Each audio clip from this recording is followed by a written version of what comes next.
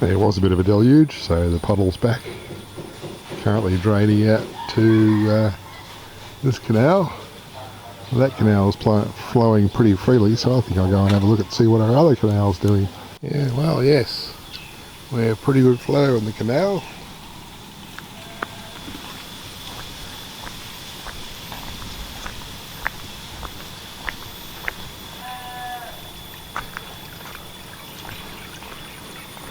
But the creek is still well down.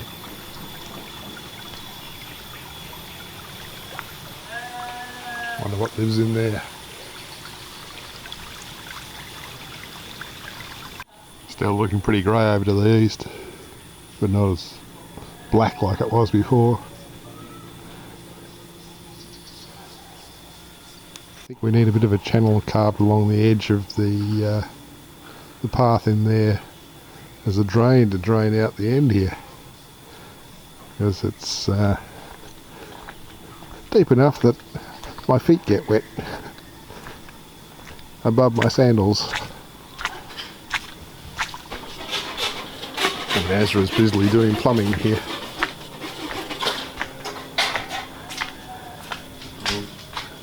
Good? Yep.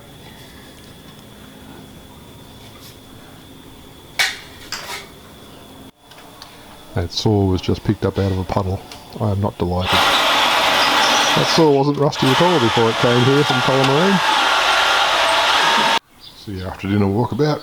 There's been some progress on beautification of this side of the fence. Well, the puddle's still there, so it hasn't been hot since it drained. Well, not very. Let's go and see what's changed over here since I last videoed. Ezra's been doing some plumbing here, so now we continue on up and across, and that goes off to the front where it goes through to where the fish cleaning bench is, and it also goes across to the back where apparently it takes a step up.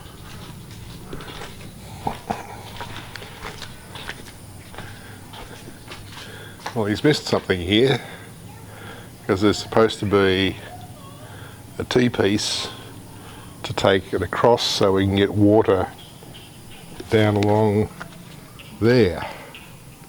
So, Ezra, gonna have to fix that. And we've reached the corner. Okay. Let's see, we'll have to get a bit fancy up top here too.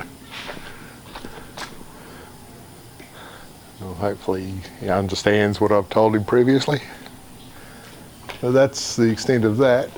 We have globes in these lights outside now.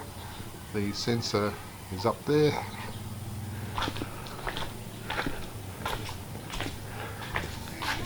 And we have globes across here. And we have the light at the end. And there's supposed to be a corresponding one on the other side.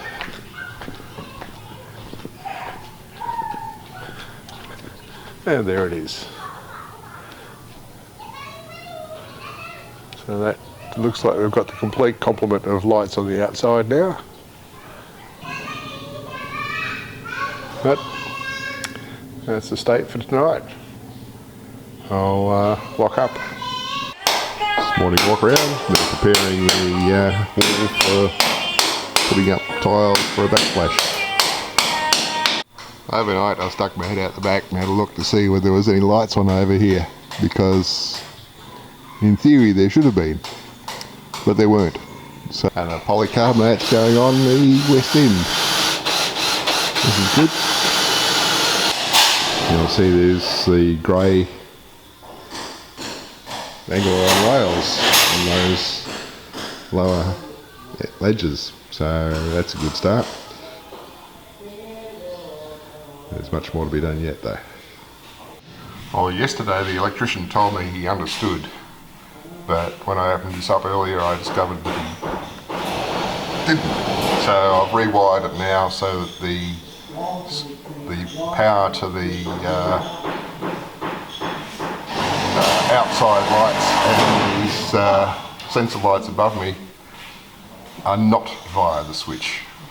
The switch is purely for the lights inside, so I've got to go back and try and communicate again, apparently. Hello. We have some nice tiles on the bench in the wall now. As evidence that it's pretty warm, the puddle's almost dried up again. The water level in the tank has gone up considerably. It's the evening walk around. I've got the laser level battery on the charge. I've got the hole for the window fitting opened up, and we've got tiles, which are quite nice tiles. And you can put them on the end. That's pretty cool.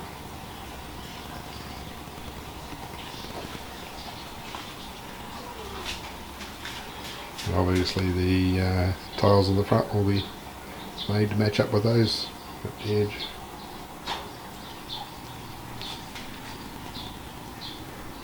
That's all good. Well, as you may be able to make out, the lights in the workshop light up when you turn on the switch now. But there is one bonus one which is not supposed to and does.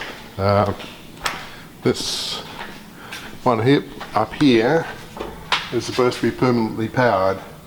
But if I turn off the switch and turn it back on again, that's interesting. Count a bit more. Yeah, that's not supposed to come on when you switch the switch on. It's supposed to be powered on all the time and turn itself off when it doesn't sense movement. So that's wrong. Let's go and see if the other two identified earlier are still wrong, because Stadding was working on sorting those out, I think.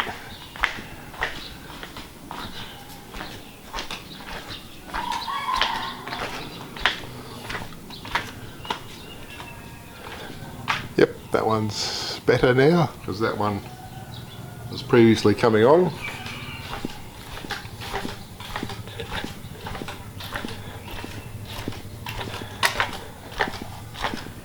As was this one, so they're not coming on now, which is good.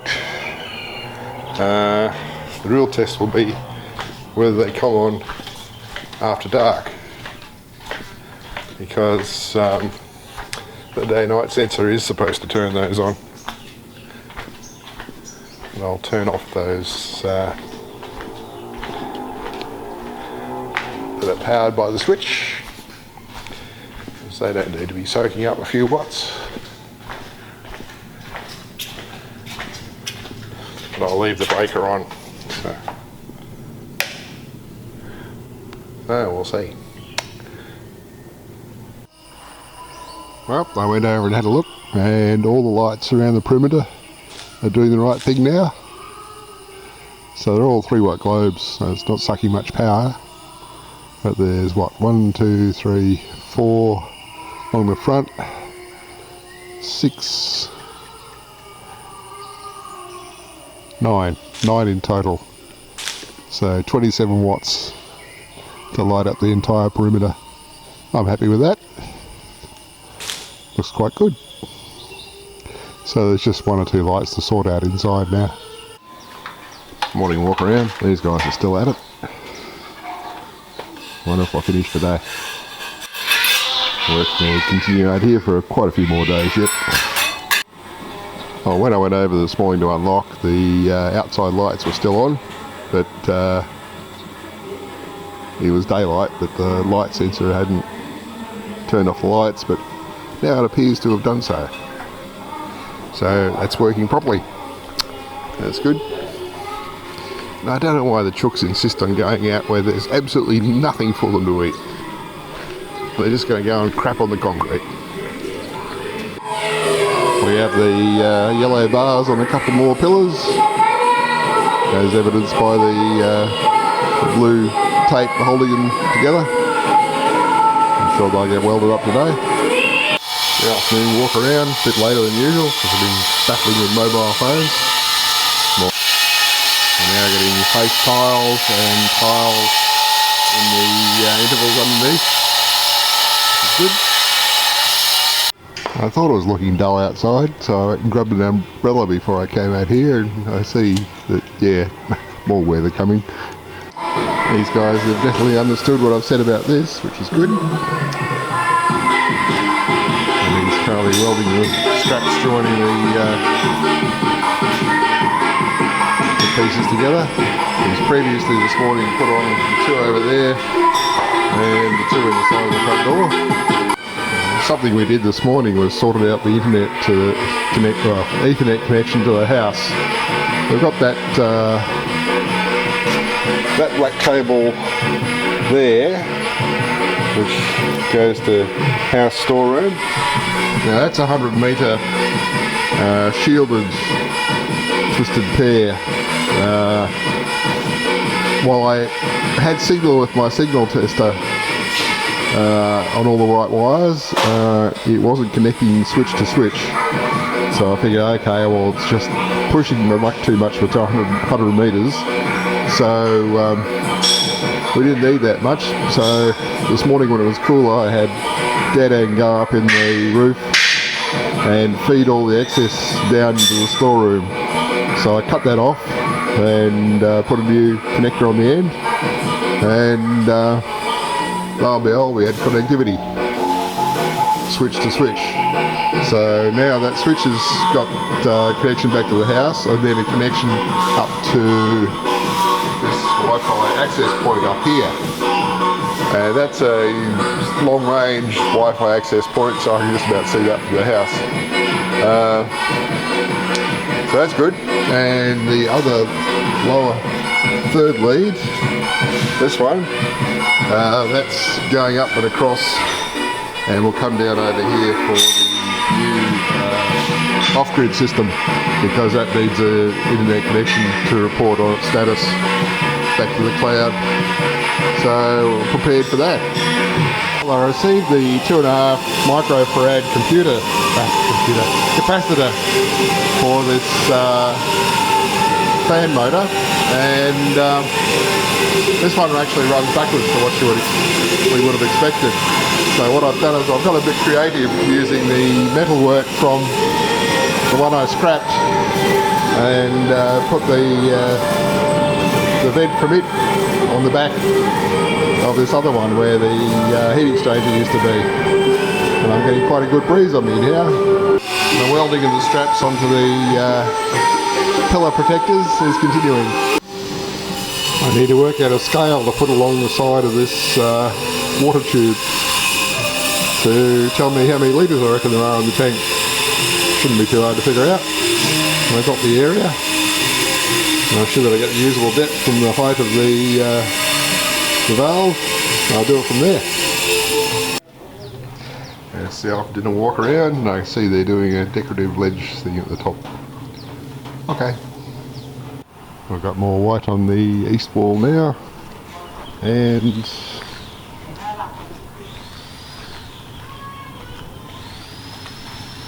south wall's been done. Just got some columns and the water trough gutter to do, I guess. Well, the welding up the column protectors has been completed, so there'll be a bit of paint applied to those yet. And I need to get some of my junk out of the way here by the look of it to make space for him to put the edge protectors on the bench. Morning walk around, and obviously there's tile grinding going on.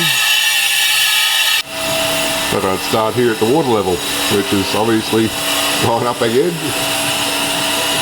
It's not going to take long to fill these tanks, but the thing is we need to actually flush them out after some work's been done on them. So we'll be starting again anyway. Oh well, at least we'll have plenty of water to wash them out with. Getting that metal work applied to the bench, which is good. I spent some time this morning setting up this gauge for the tank. So at the moment it says we have about 11,000 litres in the tank. It's the evening walk around. We have the strong edges on the bench there now, so nothing's going to crack chips off the edge of that. I was thinking about it, what I might do is I've got a supply of sheets of it, 6mm MDF over there. I stocked up on a few, so I'm thinking I might actually lay some pieces in here on top so that there's actually a softer surface to bounce things on. It's also non-conductive, so that may happen. I'll think about it further. But yeah, so that's done. That one had been done previously. This has now been welded up and the start of the process of putting the anti-rust treatment and paint on it. So it's got a bit further to go. That one had been done. This one has got the paint on the straps, so that's looking good.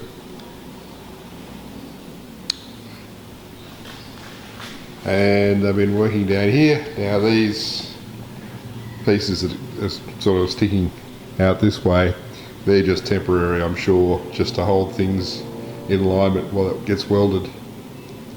They'll come off later. But they got straps there welded up to the upper rail and bolted back into the concrete.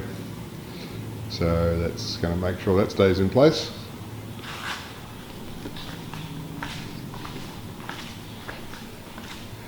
We've got the vertical straps in there, but we don't have the two lower rails welded together yet. But that will come tomorrow, I expect. And we still have a bit of damp on the side of the pit there. Yeah, kind of hoping that I'll get dried out. The first of the two stainless steel ladders for inside the tanks has arrived. So Nazareth says he'll get in and install that first one tomorrow. The other one's on its way. If we install that in the back tank first, we can then use water from the front tank to clean out the back tank. So we have plenty of water for that, as we can go and see. Yep, level still hasn't changed. It's about 11,000 litres in that tank. So by my reckoning, we've got 28,000 litre capacity in the front tank and 23,000 litre capacity in the back tank. To that level. And the top is about the level of this ledge, so maybe a little bit more. But that's not through empirical measurement, of course. It's just through saying, okay, this is the area at the outside of the tank. Make the walls 20 centimetres thick, which I believe they are. And yeah, and our usable capacity is from the level of these valves upwards. So the capacity below that, which is going to be a couple of thousand litres possibly, is not going to be accessible. So it's not counted into the overall quantity. Let's see if I can get an estimate of how far Azra's got with the plumbing at the other end today. Well, all our columns are white along the back here now. A little bit more to do up at level of the gutter up there, and some bits and pieces around structures. They're a bit hard to get out with rollers, but I've got a non-roller thing which will help with that. Let's go and look at the tank at the other end. Last time we looked, this pipe just came to the corner. Now it goes up and across. Let's see what see from the other angle. This is good. So we have a valve into a float valve at the top there, and that T-piece will come down. Yeah, okay. So he's part way there. There's actually 3 more valves involved, plus a non-return valve. So we'll see how we go. I had to explain my diagram again. Another thing that came today was my couple of stickers for the toilets. People around here are used to having squat toilets rather than the Western style sitting toilets. So some of them try to perch on the bowls, which is hazardous, to say the least. They won't actually be using this toilet yet at all because there is no plumbing to it yet, or no water supply to it yet, but we'll get there. I have a couple of wall fans there that, well, one will go on the toilet cubicle so that I can turn a fan on to keep me cool in there. Not sure what to do with the other one yet. Well, it looks to me like this part's done. I guess I'll be back tomorrow to prove me wrong that there's more to do yet, somehow. But I do believe a gate is going in here somehow or other. So, we'll see. Plenty of cement there to use yet. Our nice tiled bench is looking very pretty. But, okay, they got 2 gas pipes going through the wall there. I'll check that on the inside. New bit of concrete down there for some reason or other, which puts it at a higher level than the section with the off-grid stuff. So maybe they need to put a bit of a lip at that end to stop water washing into there. Or it might just have a slope back down this way. Yes, they've put the new hole through the wall below the other one. The one to the left there now lines up to the brick wall at the end of the bench. So the height set for this bench was a compromise between making it tall enough that the big gas bottles could go underneath that bench, and low enough that it was comfortable for Jabota. So that's how we got to that height. So again, a new paint job, looks good. And my MIG welder's going to get an exercise. Obviously they run on a wire because that must be the reel that's taken off it. And they put my one remaining reel of wire on, so I wonder how long that'll last. The new development. Building this up so that there can be more of a garden bed there, I guess. As long as we don't, well, we'll probably bury access to my earth spikes there. There's actually 4 earth spikes here. There's the 3 I installed originally, because I figured, okay, let's buy a packet of 3 and stick them in along the canal where it's always going to remain damp. And then when the guy did the lightning protection on top, he put a 4th earth spike in. So we have all empty. Actually, no. The 4th one is for the off-grid electric, and there's the 5th one there, which is for the lightning protection. So we actually have 5 earth spikes lined up along here. I think they'll be okay there because that is always going to remain damp with the water draining down the canal. And I guess we're now under the stage of tiling the walls at the back patio. And the lack of activity here indicates that this may have actually been completed. Roughed up my door brushes in the back of this sliding door, just held in place with clamps just to make sure it doesn't impede the closer. And 2 metres is not quite enough. I need to cut a small section to fill in that middle bit. But yeah, it still works fine. Well, it's fine and sunny, so the puddle's gone.